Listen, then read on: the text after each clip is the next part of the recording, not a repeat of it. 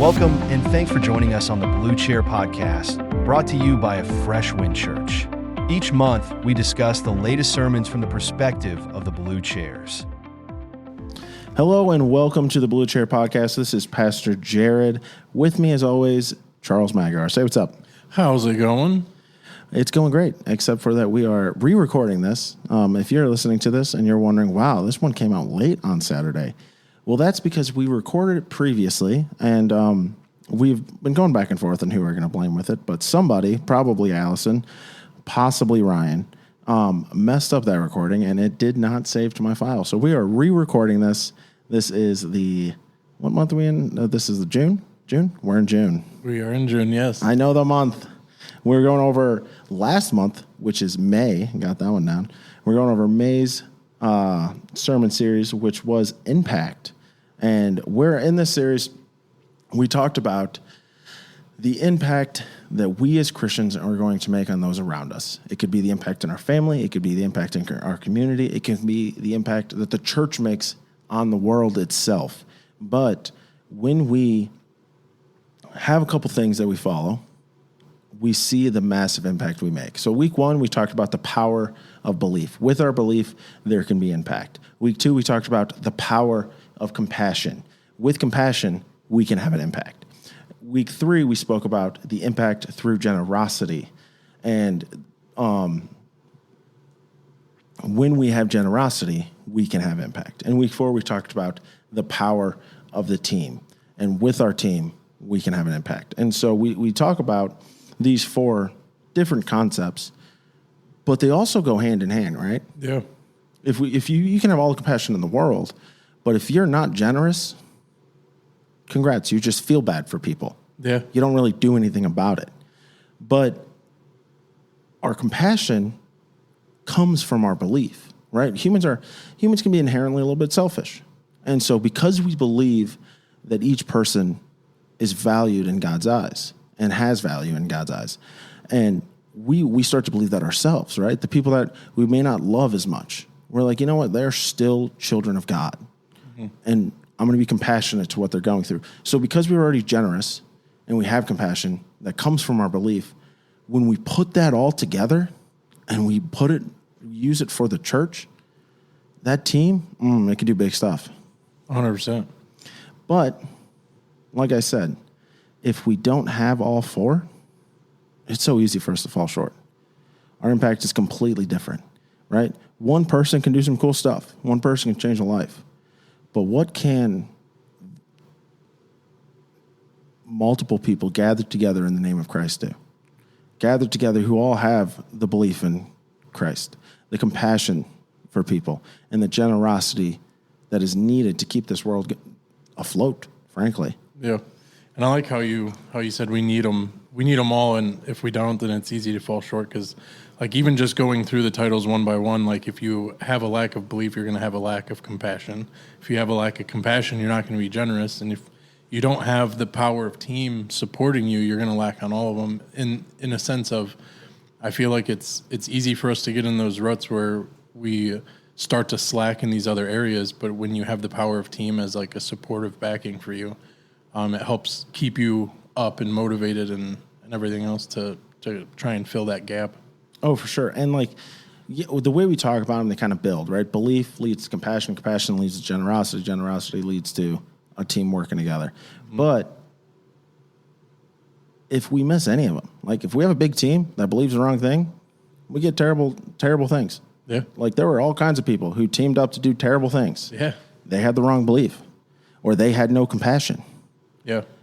But if we're a team that has these four things, the impact we can make for Christ, the impact we can make in the world, can change it forever. Mm-hmm. And that's why this isn't going to be as good as the first time, like you said. You know, it's take two. Take two. That recording, that was a good one. But with what you just said, like, you know, coming off the wrong belief, trying to mimic what I said the first time. You know, Ryan talked about Joy and how she had mentioned, you know, building belief off the rock. And then I mentioned to you about when I think about what I base my belief on is less about feelings. Like Ryan mentioned, trying to steer away from basing your belief off feelings, and even like you just said, having the wrong belief. A lot of times, those wrong beliefs come from us letting our feelings interpret what our belief should be versus actually finding what a strong foundation of building your belief on should be. You're pointing towards that shaky foundation, right? The person who built their house on sand. Yeah. But for me, he talks about in that sermon, building it off something eternal. And I had mentioned to you guys that for me, that's, I look at Proverbs 8 for wisdom. And I try to build my belief off that wisdom, off, the wisdom of God. And, I didn't do it on the first one, but I wanted to on this one. So like at the end of Proverbs 8, it says, "Blessed is the one who listens to me, watching daily at my gates, waiting beside my doors. For whoever finds me finds life and obtains favor from the Lord. But he who fails to find me injures himself, and all who hate me love death." So when I look at my past life, and where my belief was then, I didn't have that strong belief, and I found myself living in more of a back and forth, am I good enough, while also feeling like I'm in this dark place. Whereas once I started to shift where my belief was, that's when, like it says on here, that's when you find life.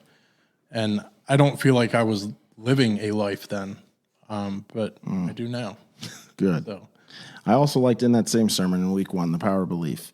Ryan points out with shaky foundations that science depends on who is trying to convince us of what. Mm-hmm. It just by happenstance, me and Allison were talking about evolution last night, right?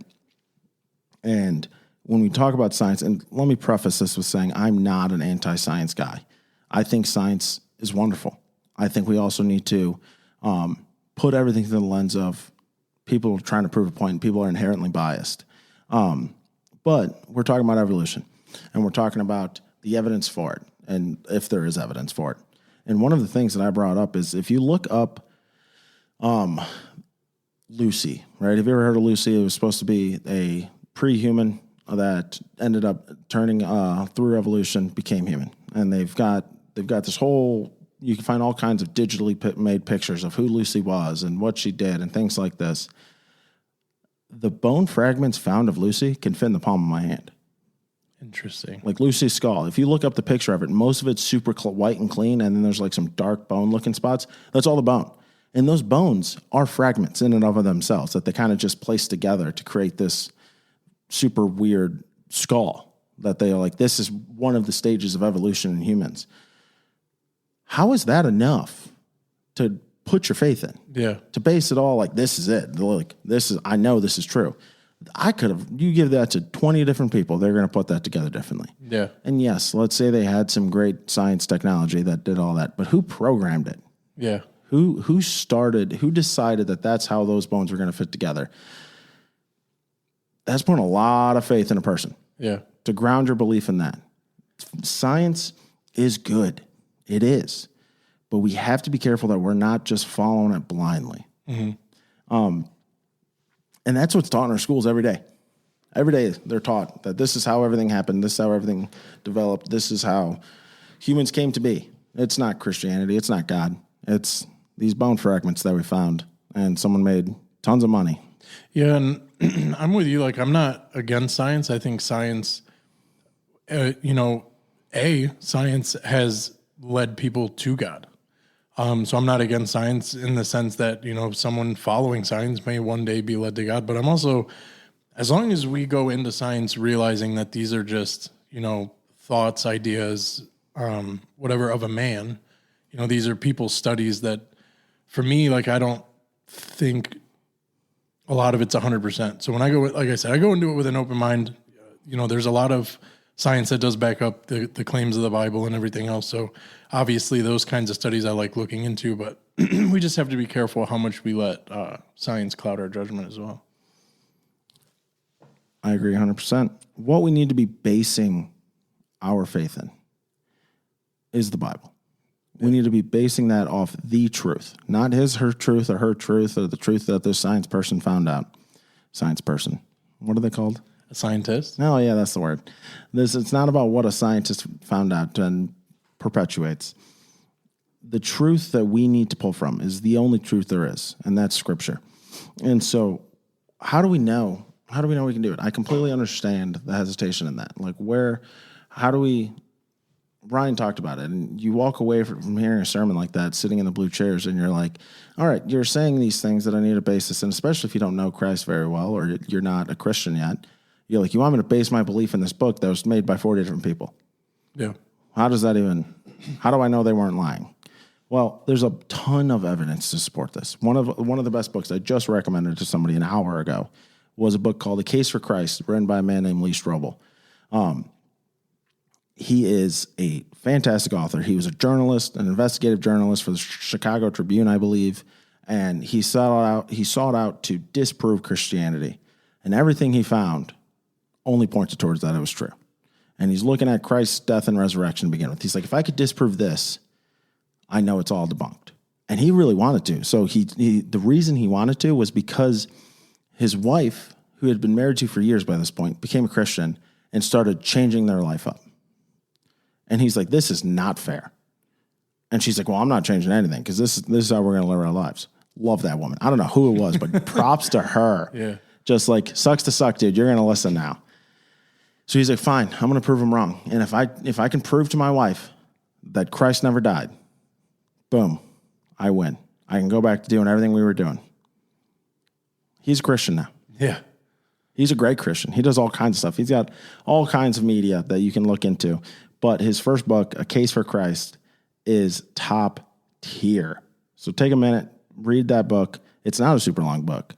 But when you're hearing that sermon in the blue chair and you're wondering, all right, Ryan's telling me to put my faith in a book that was written by other people. I can't trust a scientist. Why can't I trust some dude who was born 2,000 years ago? That doesn't make any sense. I'm not asking you to trust the guy. I'm asking you to trust all the facts that are there. What else you got, Charles? What else can you point out? No, I like that point too. Something I mentioned before was, like Ryan said, when pastors stand up there and say that, you should base your life based on this book, he said, some people are probably turning their TVs off or tuning out. Honestly, when I was younger, that's how I was, only because like when I was younger and I looked at the Bible, I thought, oh, this is just an example. Like, this isn't 100% how I should live. This is just an example. And then, as I grew in my faith and, when I look at the Bible now, I mentioned to you the guy at work who's getting married actually this weekend. And congratulations, random guy at work. But he told me, he's like, I believe in God. I believe in Christ. I believe in, this, and this. But he's like, I just don't know. Reading some of these stories, I don't know if all of it's true or not. And I told him, I was like, I think I mentioned to you the Right Now Media video, the quote that he said, if the first 4 words of the Bible are true, in the beginning God, then what else in the Bible? Like, why would you doubt anything else in the Bible? If the first 4 words are true, then why would you doubt anything else? Yeah, you've already said that there's a being that we can't touch, taste, smell, feel, any of that. We're already outmaneuvered, right? Like, it's already too advanced for us to comprehend. The rest of it is at the very least plausible. Yeah. If there is a God that is not bound by the constraints of this world, nothing that we can test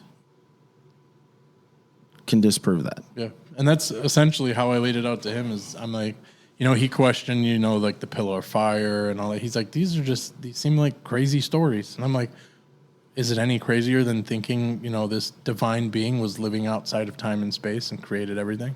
I'm like, if you can believe that, why can't you believe there was a pillar of fire or a cloud of smoke? So, or the people that are like, yo, we're like a computer program. Yeah. And like a glitch in the matrix or whatever. That's what it is. But no, I laid it out to him like that. And, because I used to be the same way reading certain stories. You're like, come on, that seems a little far-fetched. But then as I got older and I grew in my faith and I understood, like when I watched that video and he mentioned, the whole first 4 words of the Bible thing, I was like, man, that's actually a lot stronger of a statement than I wouldn't have taken it that strongly at a younger age or before I got farther into my faith. So when the guy at work asked about it, like he grew up in a family that went to Catholic church and and stuff, but he was never real deep into it. And now, getting married, they were sending him through all these classes. So now he's like, slowly getting into reading and trying to understand more. So he's been coming to me at work with questions, and he was talking about those stories. And that's the only thing I could really come up with for him is that phrase, because that's like, it just stuck out of my head because now that's such a powerful statement to me. Jumping around a little bit in this series, I believe it was Pastor Ryan, who preached about compassion as well. Mm-hmm. One of his final points just left me chewing on it on the way home. His final one, I think it was his third point. I believe that was the last point he made. No, it was the third out of 4. So the third point he made, I will take action and serve others. How many of us have compassion but do nothing? Right. How many of us are like, man, that sucks you're going through that, and then do nothing? And I think we can kind of see that a lot in how the world perceives us, right? A couple years ago, especially when school shootings were in the news real big, they're like, we don't want your thoughts and prayers. I believe that some of that, maybe not all of it, I think a lot of it's spiritual warfare, and if Satan can get people to believe that we're not doing anything, then he's happy with it. But I think some of it, or at the very least, we need to question, are we coming off compassionate but lazy? Yeah. Are we not taking any action after we see something terrible? Now, I believe a lot of us are. I mean, youth group, in less than a month, we're July 12th, we're leaving, but it's June 14th, so less than 28 days or so, 30 days. We're going to Puerto Rico to serve those people, to help them out. And that's a big thing. But are we doing that day in and day out? When we see someone struggling, when we see someone on the corner, what are we doing? Are we, man, that sucks for that guy, moving on? Yeah. I mean, this goes back to a statement you made, it was probably one of our first couple podcasts was one of the things leading people away or giving someone a bad view of the church is the hypocrisy of things. So when I think of hypocrisy, I don't just think of, your heretical view on scriptures. I also look at it as like, we know as Christians how we should be living based on the book that we're sitting here talking about. Yep. And if we're not living that out and we're not, so when it talks about works, like from when I think about works, I don't do works to be seen. I should be seen doing those works. So in my daily life, someone on the side of the road should see me doing something nice for somebody because that plants a seed. We as Christians should be viewed as different. Like we should be viewed that way in the sense of if someone's not in the faith and they're looking at me, they should be able to say, this guy's different. Like, what's different about this guy? And then you can get that seed planted and try and lead them to Christ. But I don't feel like there's enough out there doing that. We could always do more. Yeah. We really can. And I think I would even take it a step further. If someone sees you on the side of the road doing, I know this wasn't your point, but if someone sees us on the side of the road and have seeds planted, that's great. I love it. But as Christians, we need to be compassionate when no one is looking. Yeah. We need to be the one when someone's going to do something and we're alone in the room and we see something crazy about to go down. We're the one who fixed the problem before it happens and then doesn't say anything about it. Yeah.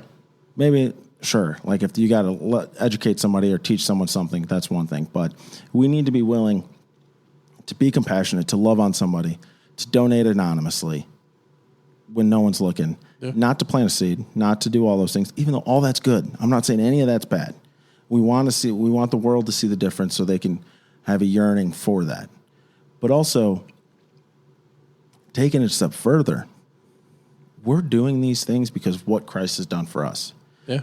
There was this really amazing preacher one time, I think his name was Jared Persinger or something, who said, we do works. I can't believe you just did that. Oh, I know. It was great.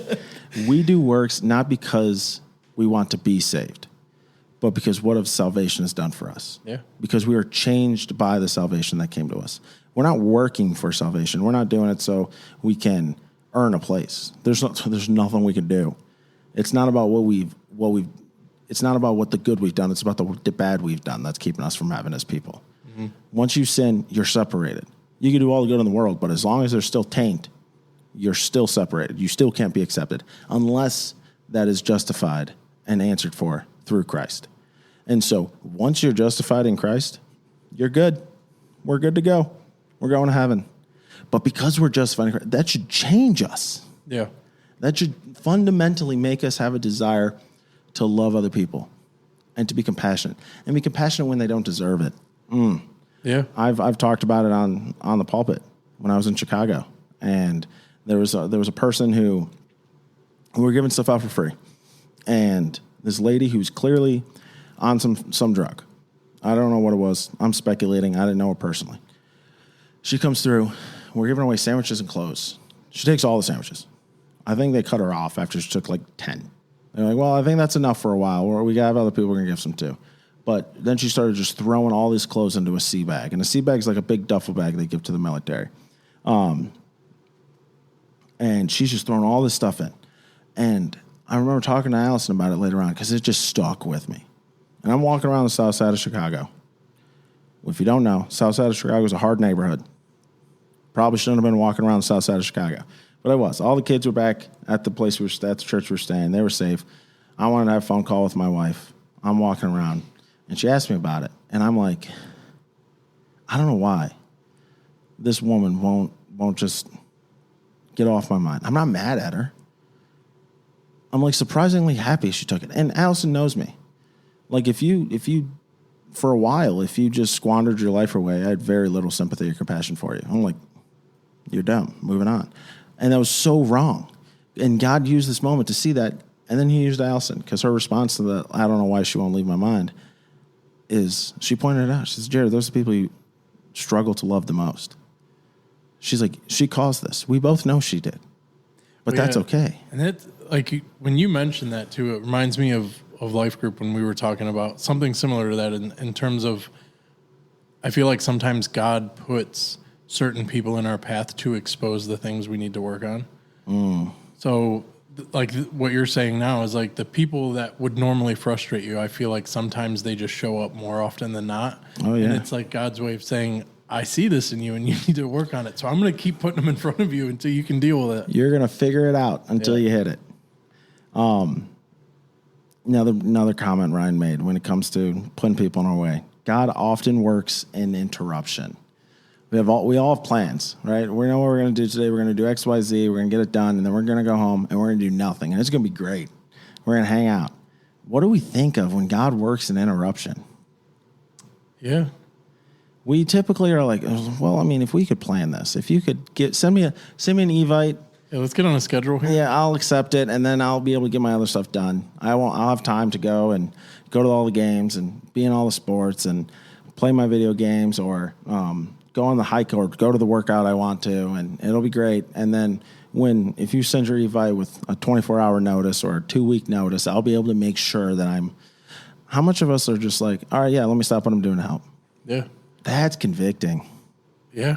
I mean, how many times, like, do we, and I think one of his examples was, like, passing someone on the highway, and that one's so easy to see yourself in that situation because you pass people, I feel like, almost every day. Someone's on the side of the road. And how many of us are willing to be interrupted in our busy life schedule to stop and help that person? So for me, it's like, and I feel like everyone probably has the thought when you're driving past them, it's like, I'm already running late. Do I get even more late of where I'm going? Do I stop and help this guy? Yes, and then by then you're already me. 4 miles away. Yeah. And it's like, well, now I'm going to have to turn around. I'm going to have to drive all the way back there. But, I mean, I struggle in that area. There's been plenty of times that I have stopped, but I don't feel like I do it enough. I mean, there's that area I struggle in myself. I mean, just having kids and having sports and working swing shifts and, going to Life Group, going to church, all the things that you just start piling on. And then you get into that moment and it's like, man, I just really want to let my butt hit the couch. Hold on. I think I have sound effects. I can play like the harp sound, like or a violin, like a sad Italian music. I need one, the world's smallest violin. violin. Yeah, you can list all the things you have going on. No, I'm kidding. But it's like you start piling them all on, and you get busy. And a lot of times you you don't want to be interrupted. I hear you. But these situations are thrown in front of us all the time, and it's like, how many times do you allow yourself to be interrupted? We all, excuse me, we all need to pray to see what God sees. Yeah. To see that the hurt, and then ask if you need to ask him for it, but you should have some compassion there, some desire to make that difference, because we get so in our routine, and we got to break those up. God will break that interruption. God will work at some interruptions and break up your monotony. Yeah, 100%.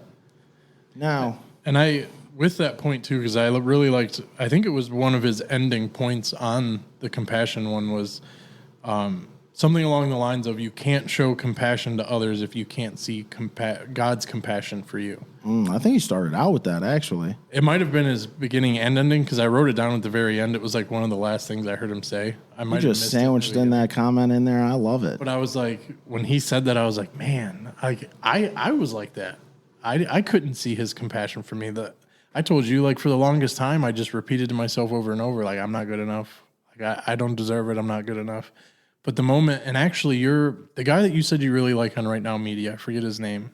Francis Chan. Yes. So he just did a podcast. I didn't watch the whole thing. I just caught the end of it. But he was talking about his struggle in faith in the beginning because he never viewed himself as good enough. And he said it wasn't until he realized how much God actually loved him that he could grow in his faith, because it was that constant battle back and forth of he felt like he was in like a stagnant relationship because he never felt good enough. And it wasn't until he got deeper into scripture and really started to understand, he's like, when he felt and understood that compassion that God had for him, that's when his faith took off.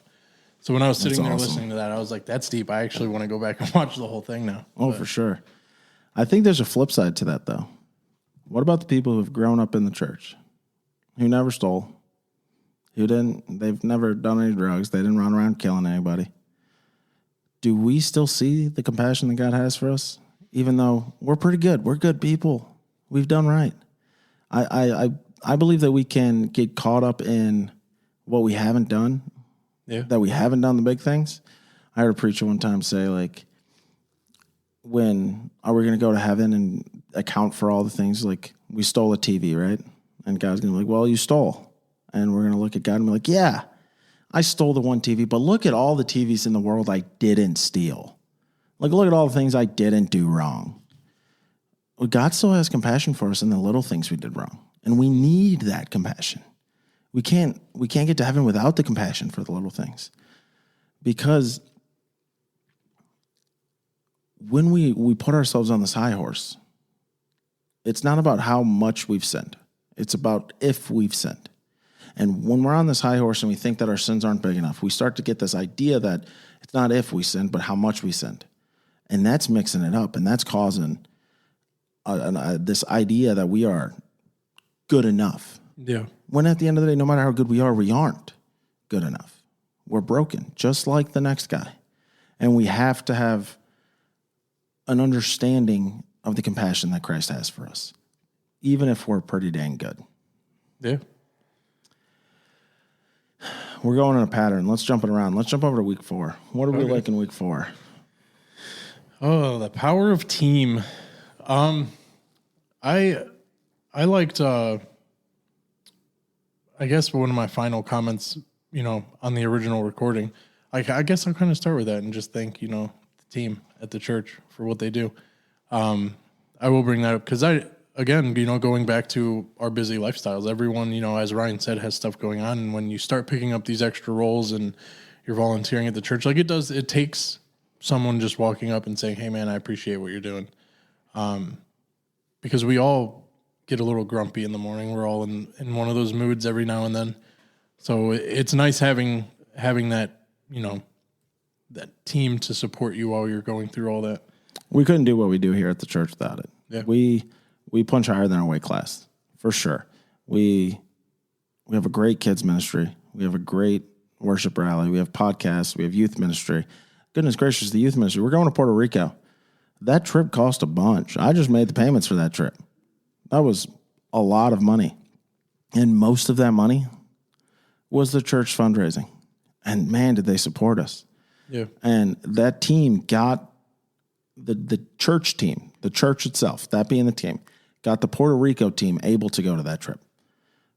No question about it. The cost of that trip, if I would have asked each family to pay that out of pocket, all of it, we would have a fraction of who we can go. They couldn't have done it without you. Yeah. And we're so appreciative of that. And we're so lucky to have the team that we have. And even outside of just financing it, just having a church that's supportive enough to make sure that these mission trips can happen to begin with, like just getting the gospel and everything out there, having a church that's willing to step up and do what needs to be done to get this message spread, and allowing the kids to go and just see these other countries and have compassion and generosity for them. I feel like starting at a young age and being able to do that kind of stuff, it really does open a door for them in their faith going forward, having a better understanding on all that stuff. Oh, for sure. And you mentioned generosity to do that. I mean, generosity, they kick it off with our most precious non-renewable resource is what? Our most precious non-renewable resource? You're just taking me through a class right now. I am. Go ahead and give me It's time. Time. Okay, there you go. Time is our most precious and non-renewable resource. And so we're going there on the 12th, and we're staying there till the 18th. It's a week. Is it years? Is it the world race that Adventures does? Which, again, if you're 17, 18 years old and you're wondering what to do for a gap year, look up the world race. It's lovely. They do like 12 countries in 12 months. You spend a month at each one. It's awesome. I've always wanted to do it. And then I got married and had kids, and I can't abandon them for a year. I guess it's frowned upon. But when we talk about time, like kids, it's in the middle of the summer. We can, if we want to pull some away from them, we could say it's the summer. They're not going to be doing anything else anyways. They can go for a week. But like, we think about the adults going. Mm-hmm. Each parent has to take a week's vacation. Yeah. Even those kids, that's a week of, hey, I like video games like the next guy. That's a week they can be grinding out new camos for their whatever, and it could be great. Yeah. They're giving up. They're never going to get that time back. But they're generous enough to say, hey, here I am, send me. And that is awesome. To have a team that is willing to do that. Do you know how many of them asked me what we're going to be doing on the trip? All of them. Do you know if I know exactly what we're going to be doing on the trip? Nope. No clue. Well, and I think that's, just, thinking about being willing to sacrifice the time. I think between generosity and then where your foundation of your belief is, if you put those two together, for me, that 1 week is nothing compared to the compassion, love, and the possibility of bringing hundreds closer to Christ. When you think about all the things that you're going to provide to these people in a week, like that week of time is nothing. Because of the compassion. Yeah. And we have to be generous enough to be able to give up our time to do that. And so many of us here at the church do. And so we want to thank you guys. You're awesome. You're helping us do amazing things as a church. And from people standing in the parking lot, pointing people where to park and saying hello, to running the media team, to making coffee, to cleaning up. Goodness gracious, if someone didn't clean up and help us out, this would look like the offices. And the offices, they're a little dirty sometimes. But we can't do this. Shimmy, I think Shimmy's out there right now while we're recording this, getting stuff ready for VBS. I was here yesterday. She was doing it too. Yeah. She's not getting paid for that. That's a non-renewable resource that Shimmy is just working her butt off to get stuff ready, to make that VBS awesome. And by the way, I got a sneak peek of it. Oh man, some of those things she's creating are awesome. That's great. If you aren't signed up for VBS yet, your kids aren't. It's kindergarten through 6th grade. If you got kids that are younger than kindergarten, you want to hang out and worship with them, do it. But sign your kids up. Everything they've come up with, all the meetings they're having, it's going to be great. I'm so excited to see Lila going to VBS. But it is with that generosity to give up our time that we're doing that. And when it comes to, Ryan makes a good point. When it talks about giving up our time, of making an impact by doing foundational things. Now, these impacts he talks about here are the impacts that we have on ourselves. It's not the impact we're going to have in the world. But if we're talking about growing closer to Christ, we can have a massive impact when we do foundational things. Spending 15 minutes a day in prayer, spending 15 minutes a day serving others, spending 15 minutes a day learning, spending 15 minutes a day honoring God in what we're doing in that moment, and nothing else. Serving others is the one that gets me. I'm not going to lie. Full honesty, conviction, 15 minutes a day serving others, which I could see working at the church. I do serve others a lot. But outside of that, sometimes like it's important for pastors not to think that they're done once they clock out at the church, right? We still have 15 minutes. We still have the rest of our lives, just like everyone else. We expect our congregants, the people who come to church, people sitting in the blue chairs to go to work, do what they got to do, and then still do all the other stuff that we're asking them to do. We do too. Praying, spending time in the Word, I do it all the time. But the one thing that kind of convicted me with what Ryan was saying is serving others. How often am I going out and mowing my neighbor's grass? Yeah. It's my brother-in-law, so I mean, I don't want to. It's fun to watch him struggle. But I'm kidding. That's terrible. He doesn't listen to this podcast. It's great. I could say whatever I want. No. But it's your wife's day with the dishes. Are you doing the dishes for her? Yeah. You see a neighbor bringing in groceries. Goodness gracious, how many of us just kind of like wave at our neighbor and then run inside and like, oh man, that person's going to talk to me. Yeah. Gotta go. No, we gotta take that time. Serve them. Get to know them. Spend some time with them. And the impact we can have on that when you say, oh yeah, I can't do that Sunday morning. I'm going to church. Oh, you go to church? Yeah. I mean, you should come with me. It's a great time. Yeah. All right, I'll come. You just changed someone's eternity. Yeah. Not their day. You changed someone's eternity when you spend time with them. It's such an awkward conversation sometimes, though, because, like, for instance, our neighbor, when we just moved in over here, she's a little bit older, and it's just her by herself. And I guess she has her younger grandson come over every so often to mow her yard, and I noticed that it's not as like frequent as I would normally mow mine. So I told her, in conversation, I was like, it usually doesn't take me very long. If you ever need it done, just let me know. And the one day I went over there just to volunteer because I was like, I'm going to already be out. I was like, I'll just ask her if she wants it done while I'm out here. And the way that she looked at me was like, it was almost like a shock kind of thing, as if no one's ever volunteered before. But I told Erica, I was like, it's awkward not even just for her, but for me as well, because I don't want to be that guy that's knocking on the door and saying, hey, do you want me to do this? And have it come off to her like I'm saying your grass is way too long. I'm going to cut it because it's driving me nuts. Oh, yeah.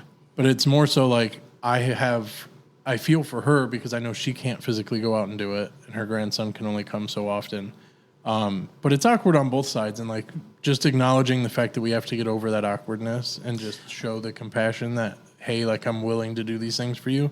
And with that being said, like the one that convicted me, like you were saying, which kind of pairs with that, is to be able to acknowledge when the people around you are either suffering or just need help, and to do it without the expectation of being paid back. So for me, like that convicts me, because I'm like, how many times have someone that I know have been struggling, they're like, hey dude, can I, borrow like $100, $200? And I'm like, are you gonna pay me back? Like, is this like a forever loan? What is this?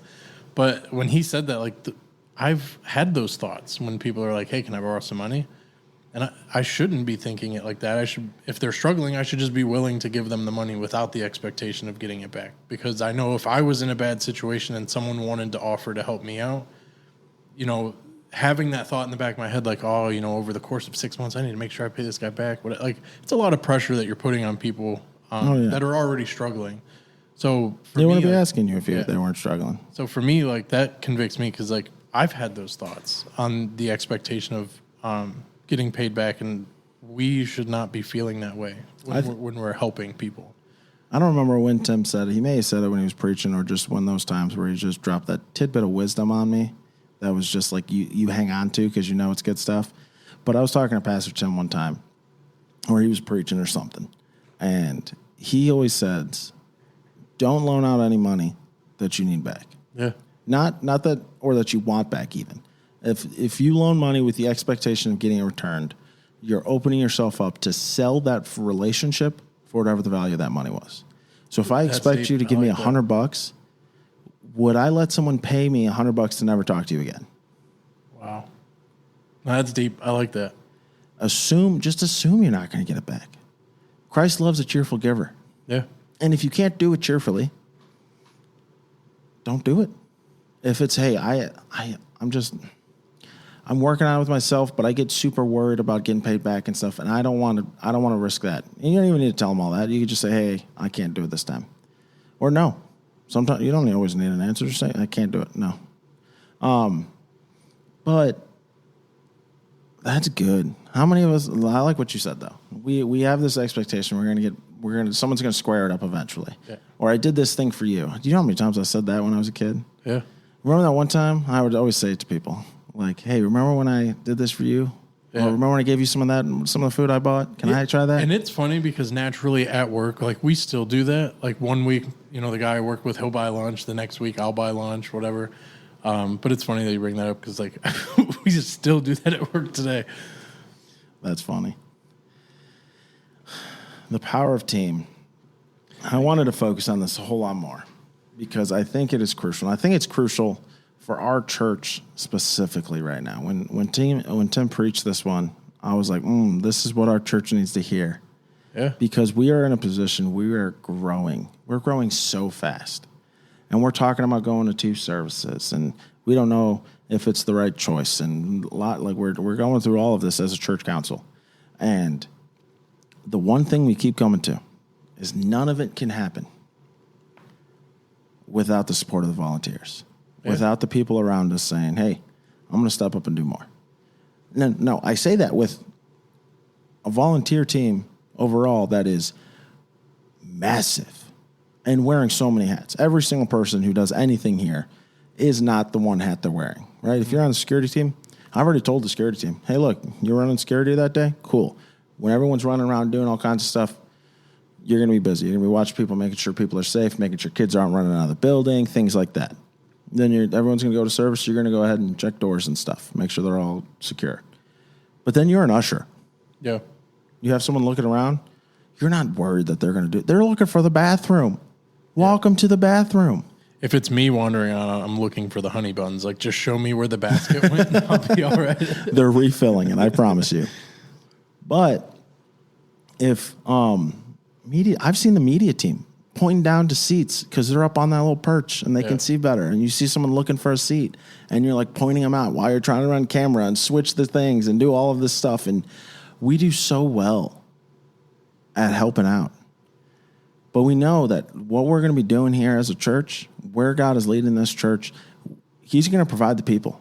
And I think we have them. I believe that fully, that we have the people to do whatever God has called us to do.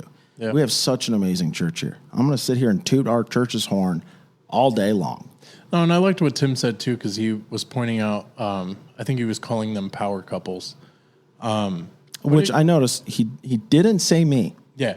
He didn't. I will say that I did not hear that. He said a lot of names, and you were not one of them. I wasn't one of them either, so it's all right. But I did like what he said because the power of team is obviously extremely important at home too. Having someone who's equally yoked with you, and then something I mentioned before was even with my external family. I did not grow up in a very religious family at all. Yeah.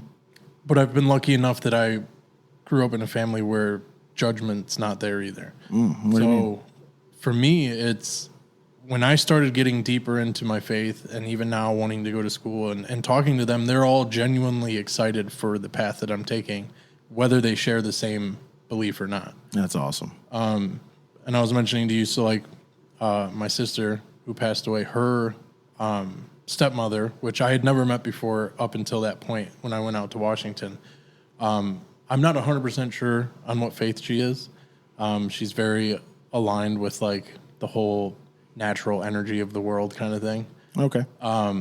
But she, who's not sharing this faith, wants to hear our podcast every week. It's just something that she wants to do, to show support to me and what my belief and faith is in. But she also told me, she's like, whether I share the same faith or belief as you, the things that you guys talk about resonate with me in my daily life because whether we share the faith or not, these are things that she feels impacts her daily, just the things we're talking about. And and obviously, like, we can't force people to share our view and faith and belief and everything, but the fact that she's interested and she's listening, and even other people that are, interested in listening, like, there's always that option of a seed to be planted. And Oh yeah. so I'm just grateful that I grew up in a family that has supported me. Because talking to Ryan, years ago now, it's hard when you have those people that aren't supportive and then start to like creep toxicity into your life, and then that spreads into your family, and then everything. It's just, a mudslide after that. So luckily I haven't had to go through that. And, one of his points, I forget which week it was, he was talking about also having to have the willingness to leave certain people behind. And I'm just grateful that I haven't had to do that. But that's where that power of team comes in, is that even though they don't share that, they're still there to support. And then even with, Erica, she could have, been extremely upset that I wanted to, late now in my 30s, after already doing associates and everything else, be like, you can't go back to school. But she's supportive of the fact that, I feel convicted for this, and this is something I really feel like I need to do. And having her as a support partner is fantastic. And I think that bleeding into your household really needs to take place. Oh, I 100% agree. Living for your church and living for your faith is fundamentally different if the people around you are supportive or if they're not supportive. It changes it. It changes what it looks like. It changes how you can react and do things. It's so helpful too. But I think even further, going beyond our households, but less than the whole church, right? It brings up life groups. Yeah. This is my shameless plug for life groups. All right. If you are wondering if you should join a life group, the answer is always yes. Jared's is the best. It is. I mean, me and Charles are there. But with life groups, and depending on the life group, some of them are a little bit more strict and they want you there every week. And we all want them there every week. But some of them, like mine, I've always been, hey, I know we're super busy. We're going to do this series. You can catch up and keep up with us. But we're intentional that we aren't doing something that builds on the week previous. And so if you have to miss a week, it's not the end of the world. But so if you feel like you're way too busy for a life group, you're not. It's okay. I promise you can join one. But with life groups, when we're caring for our church family and we are just in that church family and loving them, in that little life group, and we get to know them and we're leaning on them for struggles and wins and all these things, right? We have a support group around us that's inherently looking out for us. So when times get tough, they're there. Yeah. And it's so helpful. It's so beneficial. When we need prayer, you just text your life group. Yeah. Say, hey, I need some prayer right now. This is going on. I need some help. And they're there. And they know you and they love you. And you're not coming to church and then sprinting out the door. You're coming to church and then you see Charles and you're like, what's up, man? Yeah. How's it been? And you're talking, you're catching up. And life groups this next week, I believe, is our last week as a life group.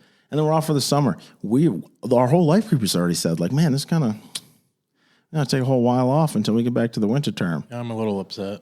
I mean, I'm happy you won't be in my house, but it's exciting. I joke. But, no, and I would definitely agree, because even with what you said about prayers, like just being able to be vulnerable with a team of people that share the same belief and everything, it's hard when you're dealing with stuff by yourself, and to be able to be vulnerable enough to bring those things to light in a group of people that are there to support you is fantastic. Because I've even gone through periods in my life where I've been going through struggles and stuff, and I didn't have that support system. Oh yeah. So being able to see it from both sides, like having this life group has definitely been a blessing. Life groups are magnificent. All right. Also, I think we got a few new life group leaders. I think we're going to open up, and think of the impact of that. I think we got to take a minute on that. I know we're already long. I think we're at like 48 minutes or something. But in closing, we'll say, unless you got something else you want to throw in there, which you're welcome to. This is Charles's podcast. I'm just here for the fun. I wouldn't go that far. I know. I joke. But we have, I think we're running almost 15. And say there's 10 people in each life group. That's 10 families. the impact that we're seeing in life groups and the support that people get and the love that people, the community that people are in, that's massive. And then each one of those 150 people roughly, and I'm just guessing the numbers, I don't know exactly. If it's 150 people that are going, let's call it going to church, encountering God at 2 times a week, spending time in the Word, and say they're not doing it anymore. Like those people at Monday morning, they're going to be built up with the body, and they're going to be ready to talk about Christ and make a difference in the work. And say they're starting to wean by they get to Wednesday, and because they haven't been spending time in the Word. Thursday, they're back. They're back after life group, and they're talking with people. Or say it's another day, whatever the day is, right? My point is, when we are getting filled up again by the body, and we're spending time, and we're getting re-energized, we're going to go out and make an impact individually. Mm-hmm. And if that's what this whole series is about, making an impact, man, run to the life group. Find one, sign up for it, get in there, and let's make an impact as a church. Let's make an impact as a life group. Let's make an impact as a household. And let's make an impact as an individual Christian. Because that's what we are called to do as Christians. Let's go make some disciples. All right. And help others discover more in Christ. That's we got to point that out. We got to go with the church and the church. Why am I blanking? Ryan's going to kill me. I think for one closing thing for me, I guess, would be it's a cross between the generosity one and the power of belief. Was Tim made a comment about trading distraction for devotion. When you do that, it makes an impact that impacts everyone around you. So if you pair that with meditating on the Word daily, for me, I've found a noticeable difference trading distractions I had in my life for devotion and meditating on the Word. And it really does make an impact in your own personal life, within your own house, and everyone around you. So I love it. It's our church purpose. Church purpose is to help others discover more in Christ. That was the word I couldn't think. I knew the purpose, Ryan. Don't yell at me. Our mission is to have 30,000 gospel conversations. Also, this is another great opportunity to tell you that if you haven't logged your gospel conversations, now's a good time to do it. Ryan, don't get mad at Jared. Words are hard. They are. All right, guys. We will talk to you next month. We love you. Thanks for listening with us. Remember, this is the time that we can make an impact. If it's a day and you're alive and you're still moving, go make an impact. Change the world for God and let someone know the love of Christ. All right, guys. We love you. Have a great month. Talk to you next time.